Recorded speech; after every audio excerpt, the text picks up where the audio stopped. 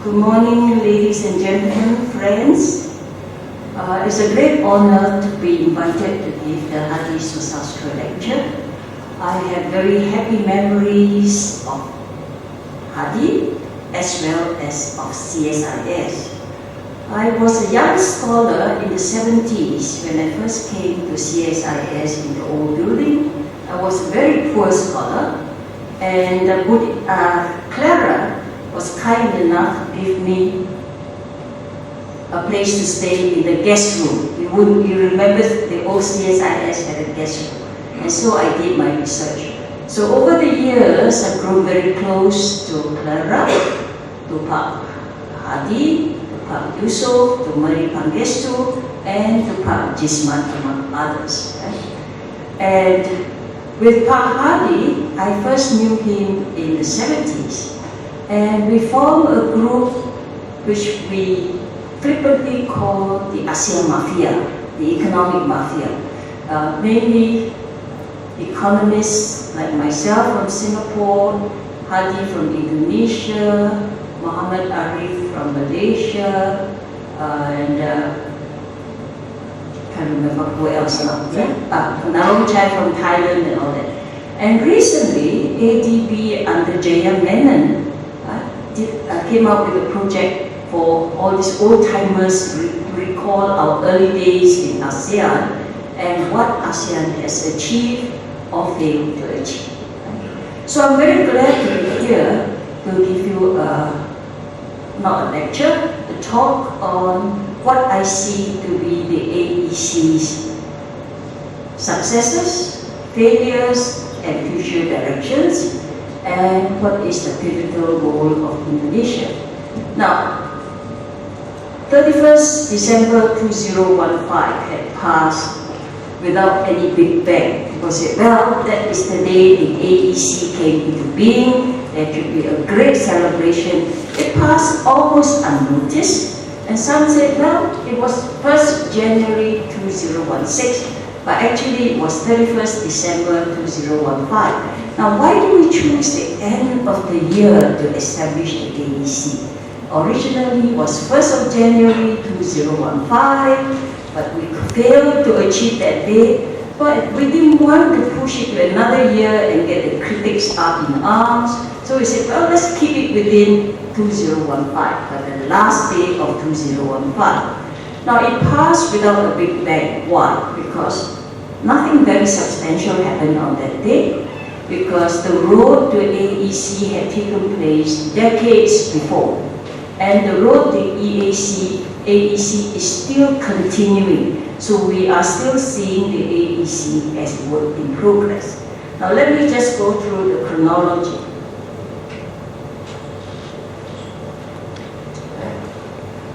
As you all know, ASEAN was founded in '67, and next year will be the 50th anniversary of ASEAN. Whether we are going to have a great celebrations remain to be seen. The founding fathers were Indonesia, Malaysia, Philippines, Singapore, and Thailand. It was joined by Brunei in the 80s when it became independent, and by the CLMV, Cambodia, Laos, Myanmar, and Vietnam in the late 1990s after the Cold War. So essentially, ASEAN was set up as a political grouping. Integration was not on the minds of our founding fathers. But economics in a modern world plays a very key role. So how did economics enter into ASEAN? The idea was, if we can maintain peace and security in the Southeast Asian region, then the individual governments would have the resources and the peace of mind to pursue national development goals. So as economic cooperation, economic development was never forgotten, but somehow in the back burner. And then came the situation where economic development, economic integration was pushed to the fore. And that is in the 1990s. In 1992, we have what is called the ASEAN Free Trade Area. 1995, the ASEAN Framework Agreement on Services, and 1998, the ASEAN Investment Area. those are the three components of ASEAN integration. Now, why is it we started off with trade? Because historically, economic integration in the rest of the world began with trade. But increasingly, services and investment become an integral part. So we did that progressively as we move forward. Now, since then, AFTA has been replaced by what is called ATIGA, ASEAN Trade in Goods Agreement in 2010. Then AIA, the ASEAN Investment Area, has been replaced by the ACIA, ASEAN Comprehensive Investment Agreement in 2012. And lastly, the ASEAN Framework Agreement on Services has been replaced by ATISA, ASEAN Trade in Services Agreement in 2015. So that is the formal progression of the agreements. Now, we are here mainly to talk about AEC and its successor. Right? AEC was first formulated in 2007 with the AEC blueprint. The idea was actually conceptualized way back in 2003. Now, why was AEC formulated? It was a much deeper integration than the earlier efforts. And the reason is, too many things were happening around the world, and ASEAN countries need to integrate further. Okay? So we have 2007 and ended in end 2015, and in November last year, the ASEAN Summit proclaimed the new AEC agenda for 2016 to 2025. Right? And over and above that, ASEAN is not inward-looking. We always say ASEAN is an outward-looking organization. So we looked at who are our major trading partners. We formed economic partnerships with China, Japan, Korea, India, Australia, New Zealand. And then now we are in negotiation with RCEP, the Regional Comprehensive Economic Agreement. Now that originally was supposed to end 2015, but because of disagreements, it's now end 2016. And the latest I heard is going to end in 2017. And now Jisman says that Indonesia wants to join TPP. TPP was finally signed in October 2015. But the 12 participating countries have 2 years to rectify. And at this moment, it's very uncertain whether these countries will agree to rectify. First and foremost, of course, is the US. Right? The US Congress may not ratify the agreement under the Obama regime, in which case complications will set in. There are opposition in some of the signatory countries, including Japan, Malaysia, etc. Singapore is also a signatory, but as usual, Singapore never had mass protests. Then, Indonesia has expressed its interest in joining, so has the Philippines, so has Korea, and so has Thailand. So if all these countries, new countries join, then TPP will definitely become the largest organization in the world. And a bigger organization awaits us, and that is the FTAAP, the Free Trade Area of the Americas, which, if successful, will combine TPP and RCEP. Right? Then by that time, if it succeeds, then we say, well, aren't we the world? Why do we need the WTO? Okay? So the future of the WTO will be in question. But then, remember, FTAAP still exclude large areas of the world. Europe, Africa, and parts of Latin America. So we still have to push for multilateralism at the same time as we push for regionalism. Okay, let's look at what are the factors that were pushing ASEAN together and pushing ASEAN apart in the past. Right? Geopolitics is a factor that is unifying ASEAN, although at times we seem to be quarreling like brothers or good neighbors. Right? But basically, ASEAN leaders and the ASEAN peoples share a common geopolitical interest. So that is a very important unifying factor. A second factor that has been pushing ASEAN apart, or ASEAN countries apart, is our diversity. If you look at,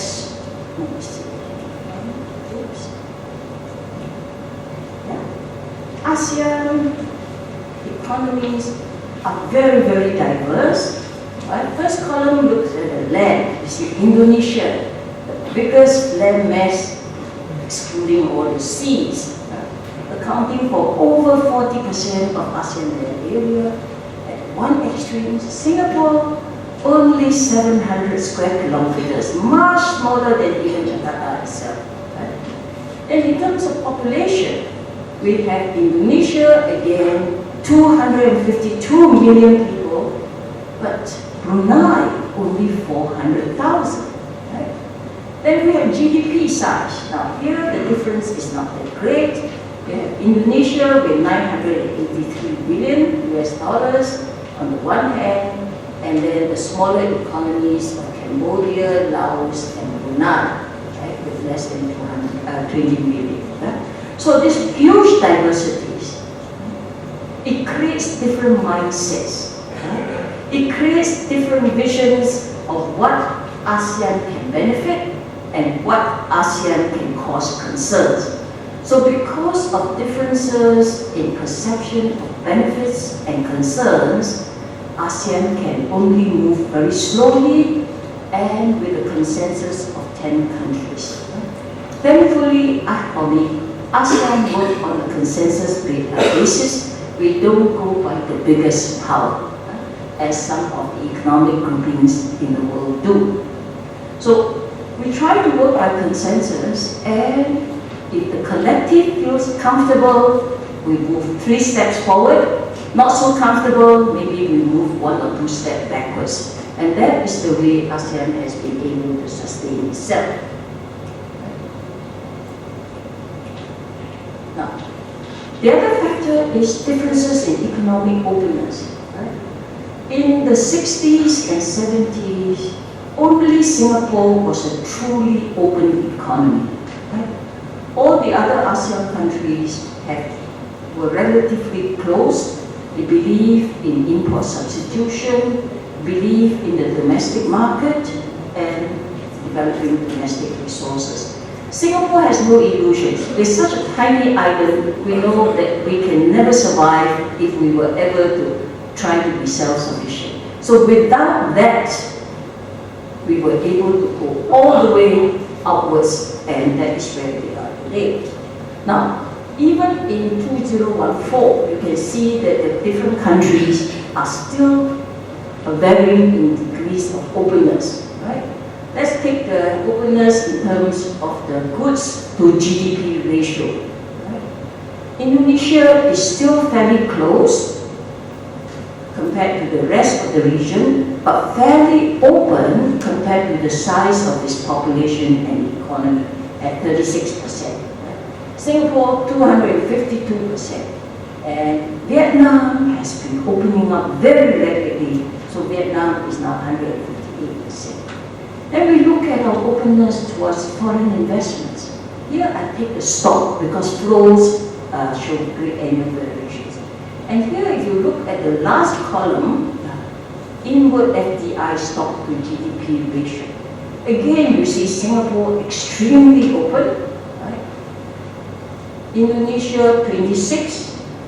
Now, Vietnam has moved forward to 49, Thailand 53, Cambodia has become very open. Right? So there are varying degrees of openness.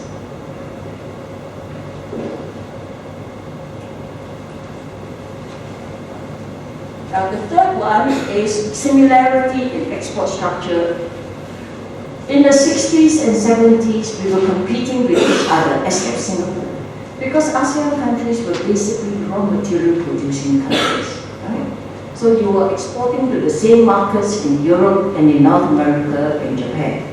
On top of it, industrialization was still in the very initial stages, and given the low level of technology, you were basically engaged in labor-intensive manufacturing of garments, of shoes, etc. So you're competing with each other.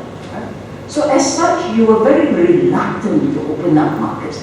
Why would Indonesia open up market to Thailand when you are selling and producing similar goods and so on? So that was this integrating factor. But eventually, by the 80s, we have a new model called global value chains and production networks. Right? In other words, increasingly production was able to be fragmented and produced in different countries, in each country according to its comparative advantage and its competitive advantage. Now, this is where ASEAN diversity comes into help, because Indonesia has abundant labor, not only abundant labor, but low wage. Singapore has shortage of labor, very high wages. Right? And you have countries like Thailand, etc. So a whole spectrum of new cost competitiveness comes in.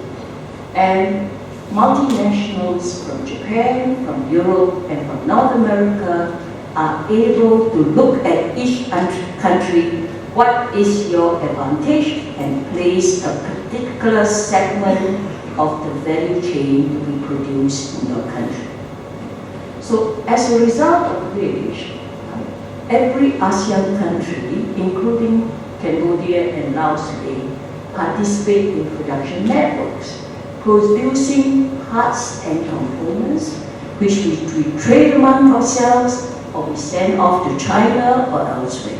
So intra-ASEAN trade in intermediates, as it's called, in parts and components, grew very rapidly, and the countries become much more complementary rather than competing. Now, the last stage of why we went to ABC was, remember in the 1992, the factors were changing global environment. You had the post-Uruguay round, the World WTO being established, but more importantly for ASEAN was the establishment of the EU single market and NAFTA. So these big economic groups are emerging, so if ASEAN doesn't do something, we will be left in the backwaters. So that was what triggered after AFAS and EIA. Now, what triggered the ABC? Again, global changes, right? And this time was the rise of China, and now the rise of India. So ASEAN individual countries cannot compete with this giant. So therefore, we have to integrate and become a small giant, if not a big giant.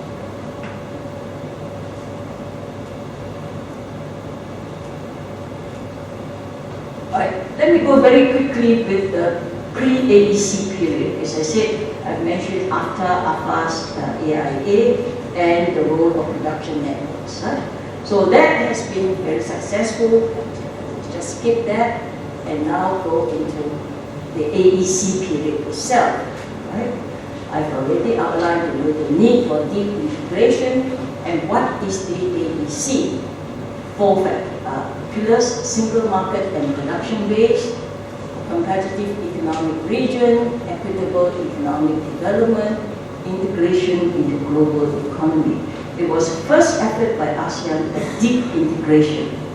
But did it really go that deep? No, because we still fight shy of competition policy in terms of dismantling of state-owned enterprises.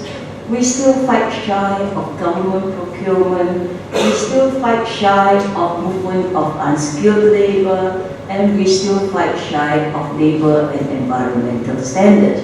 But having said that, we did take a deep plunge Now, so single market and production base, free flow of goods, free flow of services, free flow of investment, but not free flow, freer flow of capital, free flow of skilled labor, no unskilled labor, right?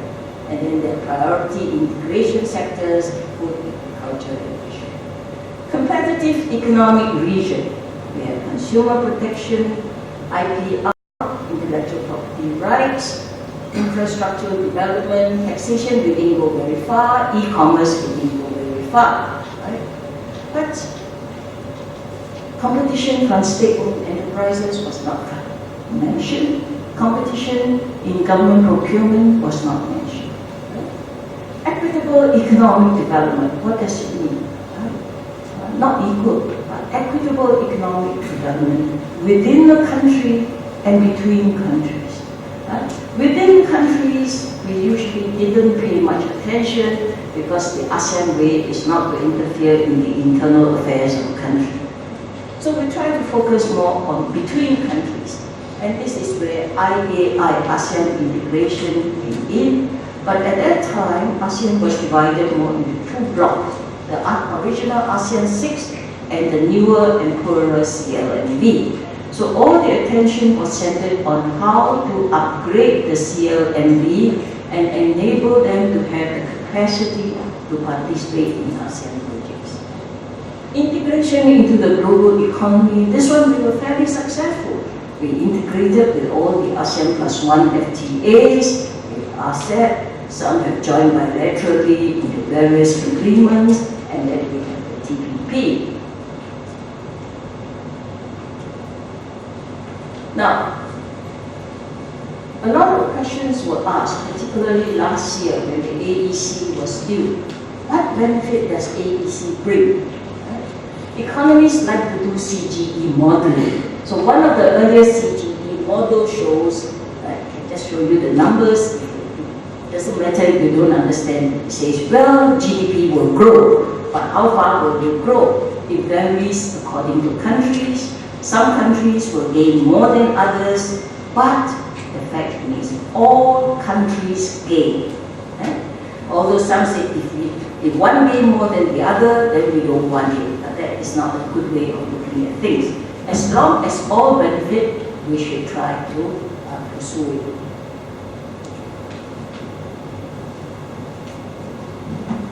I have only the figures for 2014. After so many decades of ASEAN, how can we measure the degree of interaction and interdependence? I give you two statistics. One is trade in goods, and the other is tourism. Now you have the numbers there. Right? The third column, the second column, percent of a country's total. In other words, in Brunei, 27% of its trade comes from ASEAN. In the case of Laos, because it's landlocked and very dependent on Thailand, it's 64.9%. Right? In the case of Indonesia, 25.6%. But generally for ASEAN as a whole, 24.1%. Now this is a much lower percentage than intra-EU trade or intra-NAFTA trade. In other words, ASEAN is still trading more with the rest of the world than with itself. And if you trade more with the rest of the world than with yourself, your interest is more on the rest of the world than on yourself. Right? So ASEAN is not so important to ASEAN countries in terms of trade. Now what about tourism? Right? Now here, the fifth column, percent of country tourism.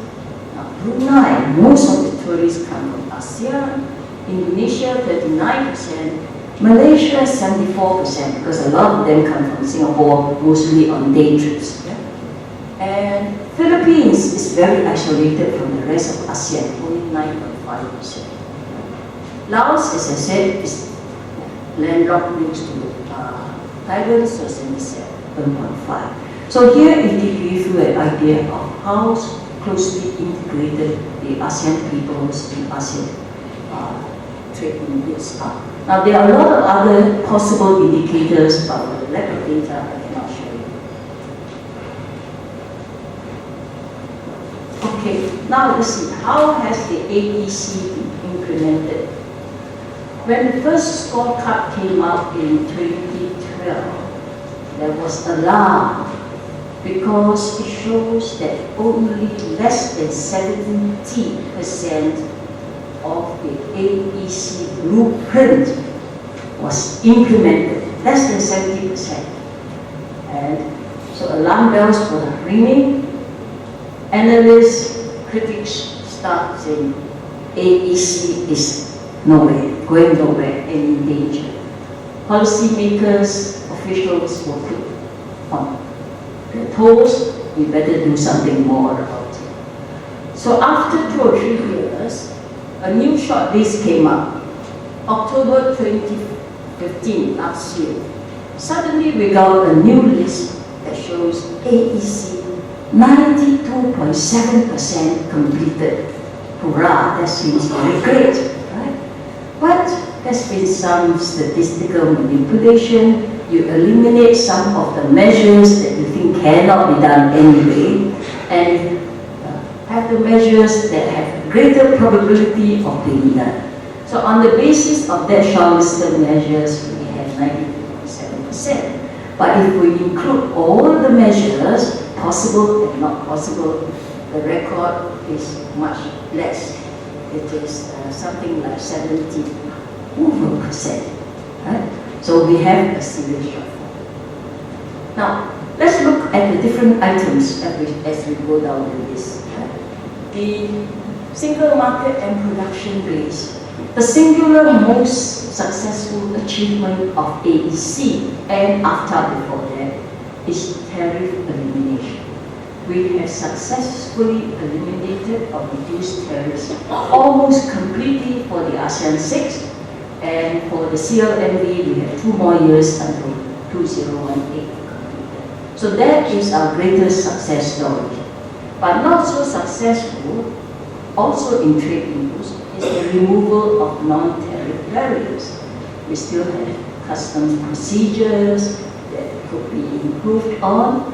We have the ASEAN single window that needs to be completed, behind schedule, and we have many other problems. Right? In terms of services, it's even worse because the ASEAN Services Agreement, the implementation rate is poor, and part of the problem is there are 4 modes of supply. The two most critical modes is mode 3, movement of natural persons, and mode 4, right of establishment. And ASEAN countries are still very protectionist towards movement of foreigners into the country and movement of foreign investments into the country. So in terms of the services agreement, therefore a lot more needs to be done, and in terms of the investment agreement, a lot more needs to be done. But it says, well, every country is opening up. Are you really opening up? Look at the exclusion list. You see, every country is going around promoting FDI, but every country is also holding back. Some sectors completely closed to foreigners, some sectors open a little bit to foreigners in terms of the ability to acquire there, to have foreign ownership, or ability to employ foreign employees. Right? So this remains part of the reason why the single market and production base did not materialize under the AEC. Then we have, there's no free capital flows, there's freer capital flows, there's free flow of skilled labor in name only, because just must say I've been working on trade, but for the last 3 years I've been working on skilled labor mobility. And you find that every single ASEAN country, Singapore included, has imposed restrictions on skilled labor mobility. What do these restrictions do? Notwithstanding that we have signed mutual recognition agreement for engineers, for architects, for nurses, and what name 8 professions. Before a foreign professional can work in any country in ASEAN, you need an employment pass. Right? And governments restrict employment pass for various reasons. Right? And then over and above that, you have your MRA requirements, whether you have the right qualifications, the right experience, the right linguistic ability, and in some countries, they say you have the right ethnicity or the right religion. Right? So these are all various forms of restrictions. And the AQRF, the ASEAN Qualification Task Force, has been trying to, I would say, harmonize, standardize the different qualifications so that it is easier for ASEAN countries to recognize them. So, Mola, competitive economic region, I will show you some numbers.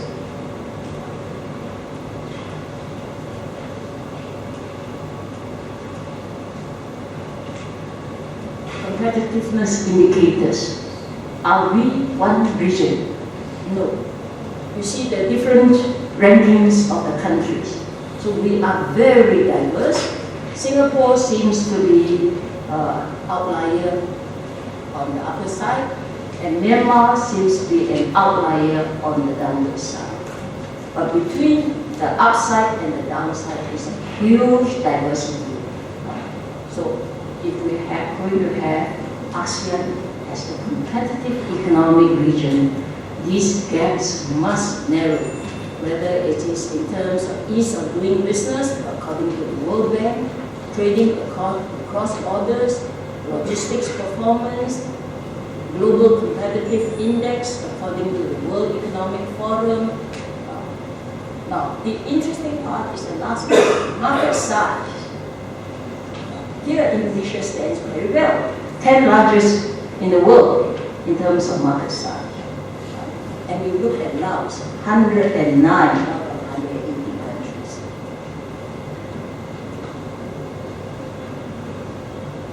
Other indicators of global competitiveness, institutional ranking. Myanmar, 133, Singapore, 2, Indonesia, 55. Infrastructure. Myanmar, 134, Cambodia, 101, Singapore, 2, Indonesia 62. Higher education ranking, Singapore number 1, Myanmar 134, Indonesia 65. Technological readiness, Singapore number 5, Myanmar 138, Indonesia 55. Innovation ranking, Indonesia does pretty well here, number 30, Singapore number 9, and Vietnam 132. So it's a huge vastness in terms of competitiveness.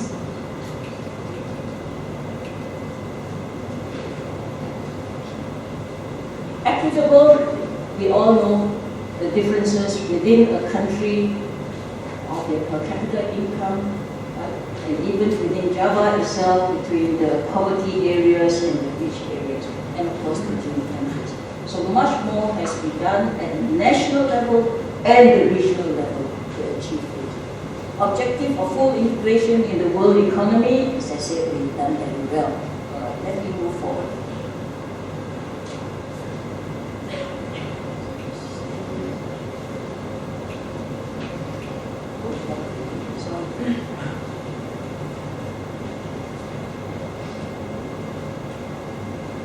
Okay, let's look at the new blueprint, 2025. ASEAN sets itself 10 years. You know, at first I was quite excited. I said, wow, there's a new era dawning. And then I looked at it in greater detail. There's substantially not much different between the first blueprint and the second blueprint, maybe in terms of words. Okay? Some had expected that us, AEC, would move forward from the 4 pillars towards, say, a customs union, a common market, and even more far-fetched, a currency union. All that is no, it didn't materialize. So what did materialize is what I call very wordy language. a highly integrated and cohesive economy. That is to replace single market and production base. We know it is hard to achieve. So let's go for the word highly integrated and cohesive. Okay? Now this one would have trade in goods, trade in services, investment, finance, inclusion and stability, movement of skilled labor, business visitors, participation in global and regional value chains. So the only thing that is highlighted is participation in global and value chains. In the past, it was taken for granted. But other than that, the rest are similar. Competitive, innovative, dynamic ASEAN. Competition policy is there, consumer protection is there, IPR cooperation is there, productivity-driven growth, innovation, R&D, technology, these are something new emphasis. Okay? But what is important also? Good governance, efficient, coherent, responsive regulations, regulatory practices, sustainable economic development, and responding to global trends. The third one, enhanced connectivity and sectoral cooperation. Now here there is renewed emphasis, it was in the AEC, renewed emphasis on transport and energy, on connectivity, and on ICT and e-commerce, and food, agriculture, fisheries, tourism, healthcare, material science, in other words, more sectoral emphasis. The last one, the second last, D, resilient, inclusive, people-oriented, centered ASEAN. I like that because, you know, it's people-centered. Now, why? Because in the past, ASEAN was under a lot of criticism. It's elite-centered, it's government down rather than people up. So now we want more people-centered.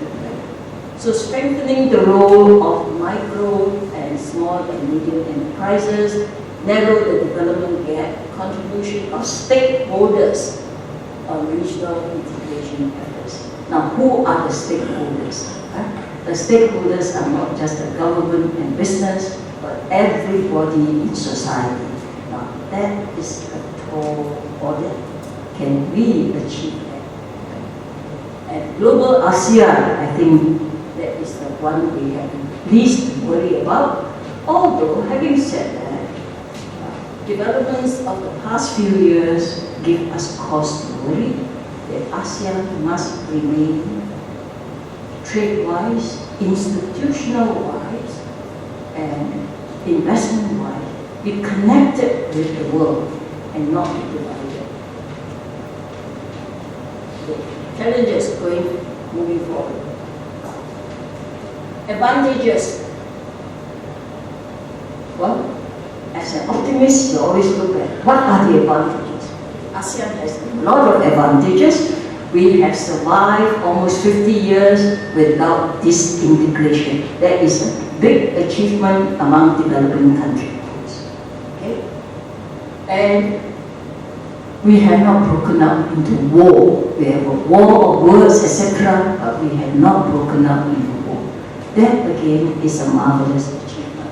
So it shows that negotiations, dialogues can move us forward together. Diverse demography and labor, I see that as an increasing advantage given the world of global value chains and production networks. As I said, you know, diversity, we can work in unity.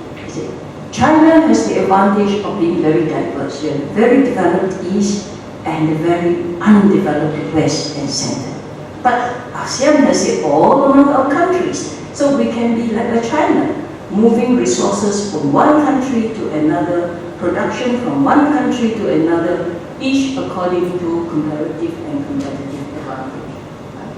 And we have countries like Indonesia that has a very young labor force, countries like the Philippines that's reproducing still very, I would say very happily, and countries like Singapore and Thailand, they are aging very rapidly.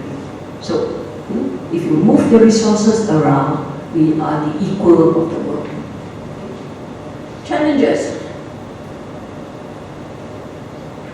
Many countries, including Indonesia are in danger of falling into the middle income trap. What is the middle income trap?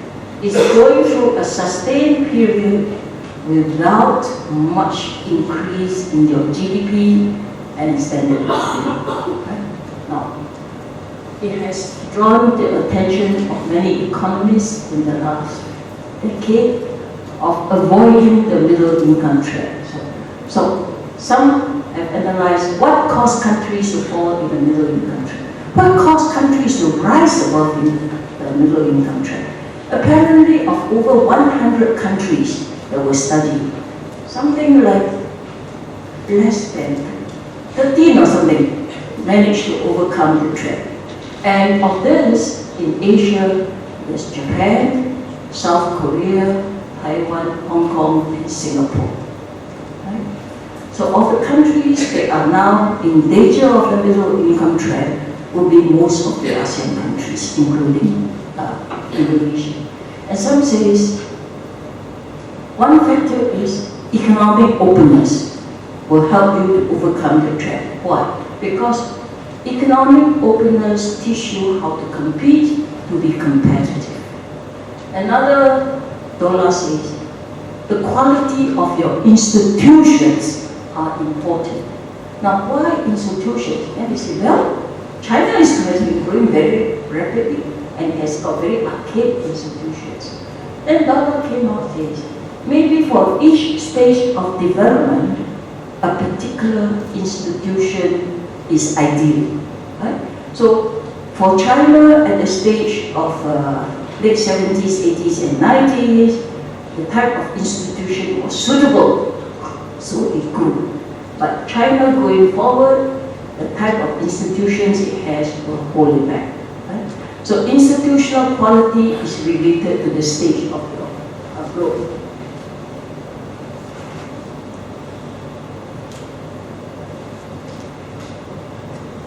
As I said, the performance indicators, the competitiveness shows a lot of room for improvement. Okay, and disadvantage, geographical vastness. Now, geographical vastness by itself is not a handicap. It becomes a handicap when it has infrastructure deficiency. If you look at the European Union, it's so easy from moving from the most western state to the most eastern state of the European Union, all within a matter of hours.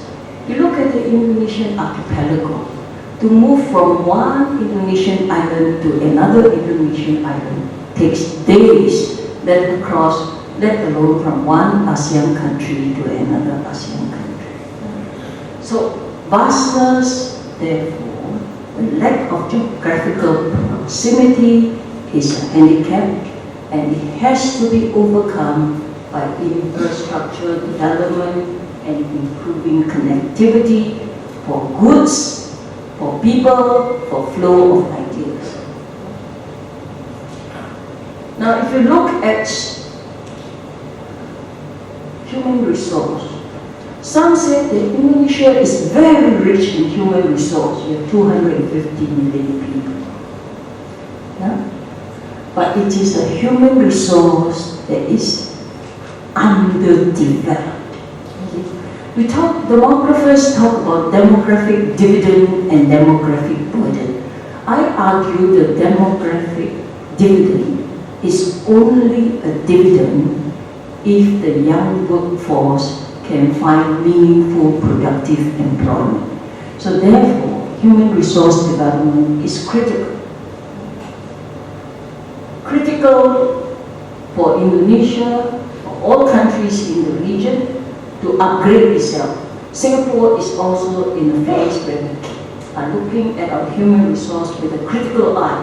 Now we now talk about the fourth industrial revolution. What is the fourth industrial revolution? The world is entering the digital age. So the government worries, are Singaporeans equipped to work in a digital age?